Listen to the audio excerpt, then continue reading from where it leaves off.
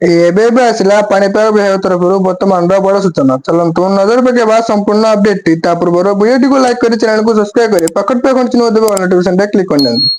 ବଙ୍ଗୋପସାଗରରେ ଚଳିତ 22 ତାରିଖ ସୁଦ୍ଧା ଏକ ଘୂର୍ଣ୍ଣିବଳୟ ସୃଷ୍ଟି ହେବ। 24 ଘଣ୍ଟା ପରେ ଏହା ଲଘୁଚାପ ରୂପ ନେଇ ଉତ୍ତର ପୂର୍ବ ଦିଗକୁ ମୁହାଁଇବ।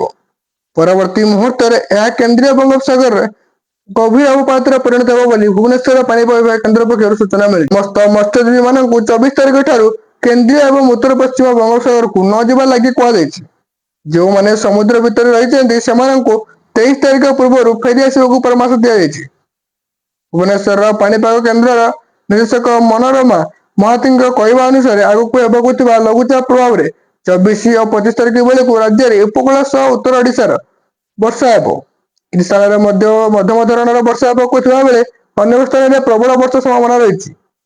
ରାଜ୍ୟରେ 24 ତାରିଖ ବେଳକୁ ଉପକୂଳ ଅଞ୍ଚଳରେ କେନ୍ଦ୍ରାପଡା, ଜଗତସିଂହପୁର ଜିଲ୍ଲାରେ ମାତ୍ରାଧିକ ବର୍ଷା ହେବାକୁ ଥିବା ବେଳେ କଟକ, ବାଲେଶ୍ୱର, ଭଦ୍ରକ, ମୟୂରଭଞ୍ଜ ଏବଂ କେନ୍ଦୁଝରରେ ମଧ୍ୟ ପ୍ରବଳ ବର୍ଷା ହେବାର ସମ୍ଭାବନା ରହିଛି।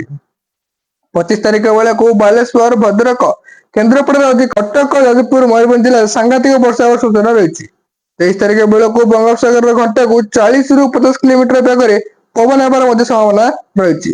ଏହାର ବେଗ ଉପକୂଳକୁ ଛୁଇଁଲା ବେଳକୁ 60 ରୁ 70 କିଲୋମିଟର ବେଗରେ ପବନ ବହିପାରେ ବୋଲି ସୂଚନା ମିଳିଛି।